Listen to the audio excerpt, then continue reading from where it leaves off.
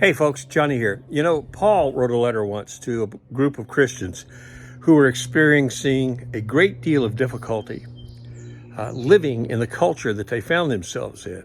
It was a culture that was hostile to them and entertained worshiping other gods and doing other activities that were contrary to walking in Christ. But Paul encouraged them. He said to them, rather, in Colossians 3, he gave them four main things to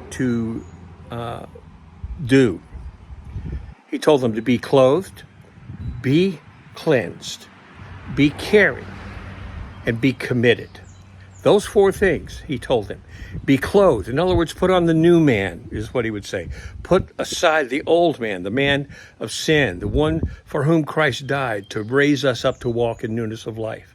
He also told us to be clothed in Christ, to be found in Christ, to be preoccupied in walking with Christ. That's being clothed. He then told them to be cleansed in two ways. Number one, to be cleansed from what we used to do. Our former manner of evil, with its evil desires, its lusts, its passions, the things that God had pronounced judgment upon. But it also told us to be cleansed from our sinful emotions, the anger, the wrath, the malice, the things that moved us to evil action, to be cleansed from those things. The third thing he said was to be caring. In that, he was saying, Paul was telling us to be caring in two main areas of our lives. Number one, inside our homes, to be caring, to be loving, to be servants to our spouse, to be servants to our children, fathers to children, mothers to children, fathers to mothers, to be caring, to be servants, to outdo one another in love, is what he would say. The second thing was being caring in our culture and in our community, showing them the love of Christ, putting on that love, which is a perfect bond, is what he called it.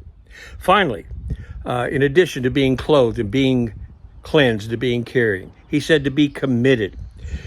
Finally, he says, whatever you do in word or deed, do all to the glory of God in Christ Jesus, knowing that from the Lord you will receive the reward of your inheritance. It's the Lord Christ you serve.